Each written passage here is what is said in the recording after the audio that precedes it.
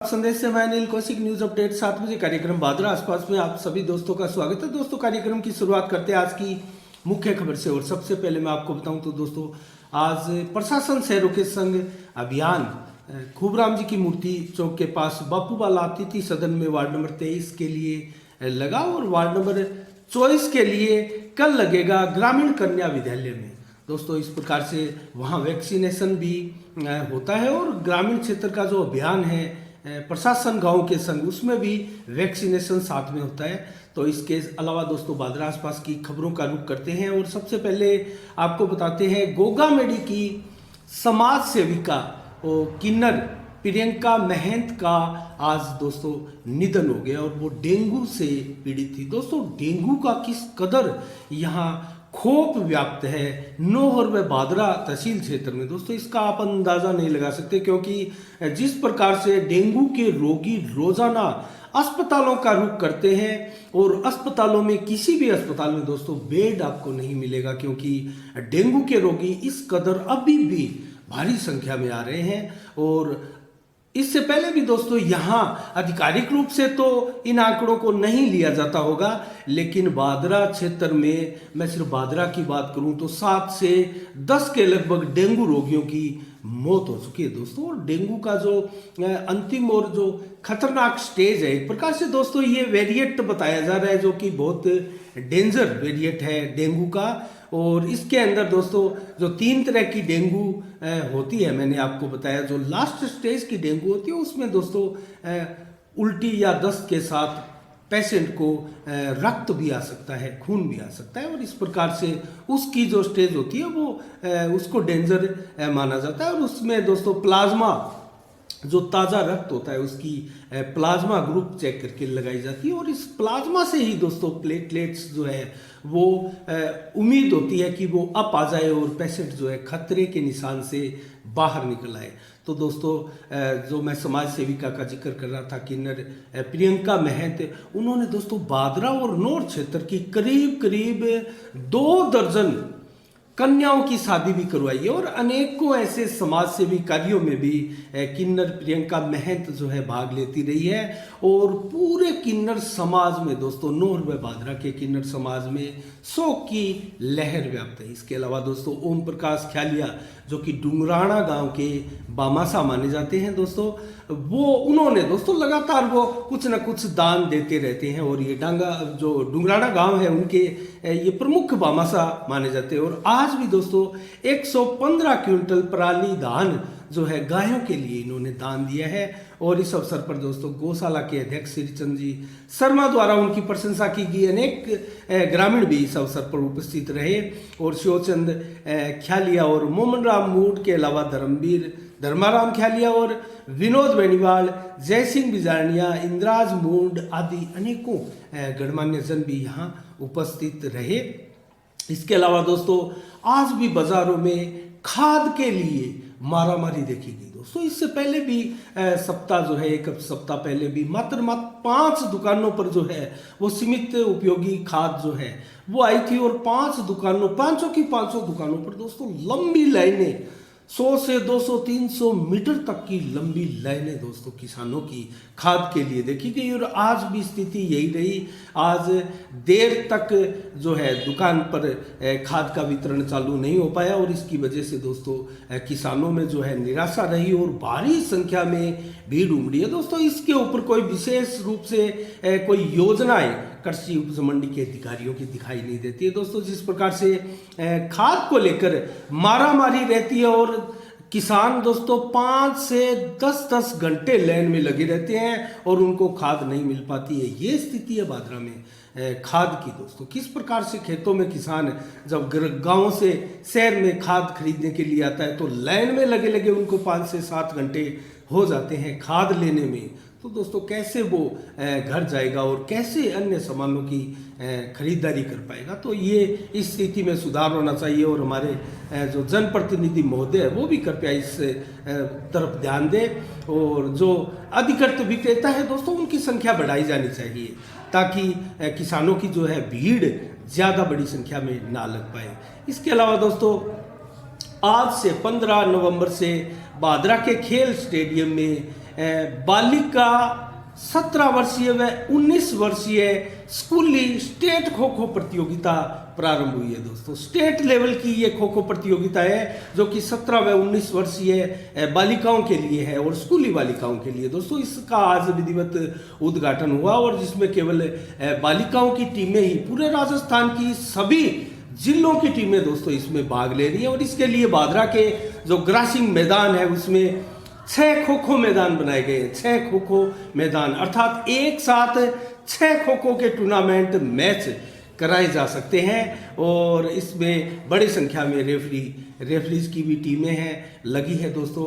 और साथ में अगर मैं आपको बताऊं तो जय हिंद पब्लिक स्कूल इसके आयोजक हैं और शानदार व्यवस्थाएं जय हिंद स्कूल की तरफ से भी की गई है। और आज 15 नवंबर से प्रारंभ हुआ ये टूर्नामेंट दोस्तों 20 नवंबर तक चलेगा। और आज जो टूर्नामेंट मैच हुए दोस्तों, झुंझुनू, राजसमंद, जालोर, अलवर और झालावाड़, टोंक आदि टीमों के मध्य आज मैच हुए और रोजाना हम इसकी अपडेट भी आपको दोस्तों बताएंगे। 14 वर्षीय जिला स्तरीय छात्र छात्रा जूडो प्रतियोगिताओं में दोस्तों शेरपुरा के राजकीय उच्च माध्यमिक विद्यालय के कुल 9 बच्चों ने भाग लिया था। और ये बहुत खुशी की बात है कि सभी 9 बच्चों को मेडल मिले हैं। लेकिन मैं आपको बताऊंगा तो आपको आश्चर्य होगा, बहुत बड़ा अचीवमेंट शेरपुरा गांव के इन बच्चों ने किया है। 9 बच्चों में से 2 बच्चों को गोल्ड मेडल मिले हैं, जबकि 5 बच्चों को सिल्वर मेडल और 2 बच्चों को रजत पदक। तो सभी बच्चों को जो है पदक मिले हैं और इन सभी बच्चों को जो है साफ संदेश के माध्यम से हम शुभकामनाएं प्रेषित करेंगे। और राज्य स्तरीय कुश्ती प्रतियोगिता में भी दोस्तों सुहानी पुत्री राजेंद्र सैनी फौजी को 50 किलो वजन में स्टेट गोल्ड मेडल से नवाजा गया है दोस्तों। इस जीत से नेशनल के लिए वो सेलेक्ट हुई है और लमोरिया स्कूल की छात्रा है ये सुहानी सैनी। तो दोस्तों इसके लिए इन सभी खिलाड़ियों को जो है हम साफ संदेश की तरफ से बहुत बहुत साधुवाद देते हैं दोस्तों। बादरा में ही नहीं पूरे राजस्थान में एक प्रकार से खेलों का स्तर सुधरा है। और राजस्थान की भी बात हम ना करें, देश की बात करें तो दोस्तों देश में भी हमारे खिलाड़ी जो है अंतर्राष्ट्रीय स्तर पर दोस्तों किस कदर गोल्ड मेडल और सिल्वर मेडल, रजत मेडल लेकर आ रहे हैं। ये हमारे लिए बहुत बड़ा अचीवमेंट है और इससे पहले इतनी बड़ी संख्या में मेडल भारत को मिलते हुए विभिन्न अंतर्राष्ट्रीय प्रतियोगिताओं में नहीं देखे गए। और दोस्तों इसका नतीजा तो आना ही है, क्योंकि बादरा स्तर पर, तहसील स्तर पर, जिला स्तर पर, स्टेट स्तर पर जिस प्रकार से खेलों का आयोजन होने लगा और सरकार की प्रोत्साहित करने वाली नीतियां एक तरह से दोस्तों इसमें कारगर साबित हो रही है। तो सभी खिलाड़ियों को हम साफ संदेश की तरफ से शुभकामनाएं प्रेषित करते हैं। इसके अलावा दोस्तों मैं अन्य खबरों का रुख करूंगा। अन्य खबरों का रुख करें तो दोस्तों मैं आपको एक देश कि अंतर्राष्ट्रीय खबर की ओर आपका ध्यान आकर्षित करना चाहूँगा। दोस्तों आज हमारे भारत के प्रधानमंत्री नरेंद्र मोदी द्वारा एक वर्ल्ड क्लास रेलवे स्टेशन की सौगात भारत को दी गई है। दोस्तों आप विश्वास नहीं करेंगे, इसमें 5 स्टार GEM रेटिंग वाला ये रेलवे स्टेशन है और इसमें क्या क्या सुविधाएं जनता को मिलने वाली है। दोस्तों इसमें हर आम व खास लोग बराबर समान रूप से जो है सुविधाएं का उपभोग कर सकते हैं। खाना, होटल, म्यूजियम और हॉस्पिटल, स्मार्ट पार्किंग, पार्क आदि VIP सुविधाओं से लैस दोस्तों ये वर्ल्ड क्लास रेलवे स्टेशन है भोपाल का, मध्य प्रदेश के भोपाल का। और इसकी सौगात दी गई है, इसका कायापलट किया गया है और आज PM नरेंद्र मोदी द्वारा इसका उद्घाटन किया गया है। दोस्तों इसका मेंटेनेंस जितना भी है वो प्राइवेट कंपनी द्वारा ही किया जाएगा। और मैं आपको बताऊं तो इसमें आग लगने जैसी जो आमतौर पर देखा जाता है गाड़ियों में रेलवे स्टेशन पर, उसकी समस्या के लिए इसमें अत्याधुनिक दोस्तों तकनीकी लगाई गई और मात्र 4 मिनट में पूरे रेलवे स्टेशन के ऊपर जितनी भी पब्लिक होगी वो सारे के सारे रेलवे स्टेशन से बाहर जा सकते हैं। अर्थात किस प्रकार की सुविधा है। और इसका नाम दोस्तों रानी कमलापति रेलवे स्टेशन भोपाल के रूप में इसकी पहचान हुई है और तमाम सुविधाएं एयरपोर्ट जैसी सुविधाएं इस रेलवे स्टेशन पर मिलेगी। और अगले वर्ष दोस्तों कम से कम पीएम नरेंद्र मोदी द्वारा कहा गया कि अगले वर्ष 75 नई वंदे भारत ट्रेनों की सौगात भी भारत को मिलने जा रही है। और दोस्तों जिस प्रकार से लगातार रेलवे स्टेशन जो है एयरपोर्ट की तर्ज पर विकसित किए जा रहे हैं, ये भारत के लिए बहुत बड़ा अचीवमेंट है दोस्तों, जिसका कारण ये कि भारत को दोस्तों भारत की छवि जो हमेशा से रही है एक गरीब और कृषि प्रधान और विकासशील देश के रूप में रही है। दोस्तों बहुत से देश तो भारत को अब विकसित देश की श्रेणी में भी मानने लगे हैं और अमेरिका, रूस और बड़े बड़े धनी राष्ट्रों के साथ भारत के जिस प्रकार से संबंध सुधरे और अनेकों अंतर्राष्ट्रीय मंचों पर भारत प्रतिनिधित्व करने लगा है विश्व समुदाय का। दोस्तों ये बहुत बड़ा अचीवमेंट है जो कि पिछले काफ़ी वर्षों से देखने में आया है और ये हमारे और आप सब के लिए एक खुशी का क्षण है, खुशी का लम्हा है। इसके अलावा दोस्तों आज 15 नवंबर को ही जिस प्रकार से ये वर्ल्ड क्लास रेलवे स्टेशन की सौगात मिली है, अन्य भी कई रेलवे स्टेशन है इसी तर्ज पर उनको विकसित किया जा रहा है। आज 15 नवंबर को जनजातीय गौरव दिवस के रूप में मनाने की सौगात भी पीएम नरेंद्र मोदी द्वारा दोस्तों दी गई है। और मध्य प्रदेश ने तो इस तर्ज पर जो है दोस्तों पहले ही घोषणा कर दी गई थी और 15 से 22 नवंबर को एक प्रकार से जनजातीय सप्ताह उत्सव भी मनाया जाना प्रारंभ हो चुका है आज से। तो मध्य प्रदेश में दोस्तों हमने बताया आपको पहले इसकी घोषणा कर दी थी और 15 नवंबर को मध्य प्रदेश में दोस्तों बिरसा मुंडा की जयंती आती है। इस अवसर पर दोस्तों एक मैं आपको बताऊं तो बिरसा मुंडा जो है मध्य प्रदेश ही नहीं पूरे भारत भर के आदिवासी समाज के लोग हैं, वो उनको भगवान के सम्मान पूछते हैं दोस्तों बिरसा मुंडा को। उनकी जयंती जो है 15 नवंबर को आती है और 15 नवंबर के अवसर पर एक प्रकार से मध्य प्रदेश सरकार ने तो पहले ही इसको जनजातीय गौरव दिवस के रूप में मनाना प्रारंभ कर दिया था और आज देश भर को ये नरेंद्र मोदी की एक नई सौगात मिली है। तो इसी के साथ ही दोस्तों आज की खबरों में इतना ही। हम जल्द से आपको अब मंडी के भाव बताएंगे और मौसम का मिजाज भी बताएंगे। नौर से शुरुआत करते हैं आज के मंडी के भावों की। सरसों दोस्तों आज नौर मंडी में 7,000 से 7200 रुपये तक बिकी है और ग्वार बिका है 5500 से 6,069 रुपये में, जबकि चना बिका है 4800 से 4,931 रुपये में, जबकि मोठ 5500 रुपये से 6240 रुपये में बिका है और अरंड बिका है 5500 से 6330 रुपये में, जबकि आदमपुर मंडी में नरमा 7700 रुपये से बोली प्रारंभ हुई है और 8,677 रुपये तक बोली चली है।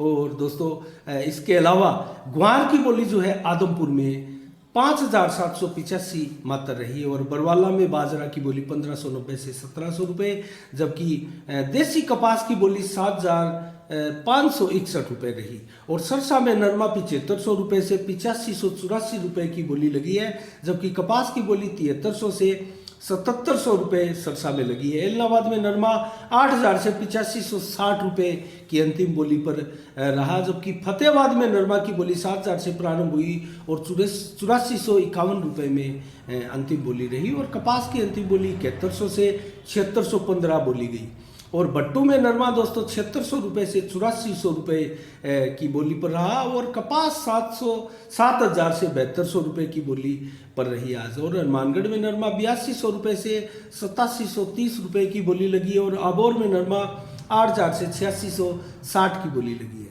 और कपास की बोली आबोर में 7300 से 7610 रुपये रही, जबकि विजयनगर में नरमा 8,566 रुपये प्रति कुंटल बिका है। तो ये रहे दोस्तों आज के विभिन्न मंडियों के भाव और मौसम का मिजाज आपको बताए तो दोस्तों आज 15 नवंबर को दिन भर आज मिला जुला सा माहौल रहा, बादल भी रहे, 17% छाए रहे, 26 से 28 डिग्री टेम्परेचर दोस्तों आज रहा, जबकि 7 से 11 किलोमीटर की रफ्तार से हवा चली और शाम को भी दोस्तों 21 से 25 डिग्री टेम्परेचर आज रात्रि को रहने वाला है और 7 से 11 किलोमीटर की रफ्तार से आज रात्रि को हवाएं चलेगी और 16% ही मात्र बादल रहेंगे, अर्थात मौसम आज भी बिल्कुल साफ रहने की उम्मीद है। और कल 16 नवंबर को दोस्तों दिन भर का मौसम आपको मैं बताऊं तो 18 से 24 के लगभग टेम्परेचर रहेगा दिन भर 12 बजे तक, और इसके बाद में 25 से 27 डिग्री टेम्परेचर रहेगा, और शाम को रहेगा 21 से 24 डिग्री सेंटीग्रेड का टेम्परेचर, और 7 से लगभग 11 किलोमीटर 12 किलोमीटर की रफ्तार से हवाएं दिन भर चलेगी। बादल बिल्कुल नहीं होंगे, अर्थात दिन भर कल मौसम साफ रहने वाला है। रात्रि को भी 18 से 20 डिग्री टेम्परेचर रहने वाला है, अर्थात ठंड कड़ाके की पड़नी अब प्रारंभ हो चुकी है, और 11 किलोमीटर की रफ्तार से हवाएं चलेगी। 0% बादल रहेंगे, मौसम बिल्कुल साफ हो रहा है दोस्तों। लेकिन सुबह शाम एक धुंध सी जरूर आज छाने लगी है। शाम की बनिस्बत सुबह सुबह जो है वो जरूर आप धुंध रोजाना देख सकते हैं। तो इस प्रकार से आज का ये रहा मौसम का मिजाज। तो दोस्तों आज के शाम के 7 बजे में इतना ही। कल ठीक शाम 7 बजे फिर आपसे रूबरू होंगे और आपसे मुलाकात होगी नई खबरों के साथ और नए विश्लेषण समीक्षा के साथ। तब तक के लिए दोस्तों आप अपना बहुत बहुत ख्याल रखिएगा, मुझे दीजिएगा इजाजत। सात संदेश से मैं अनिल कौशिक, नमस्कार, जय भारत, जय जय राजस्थान।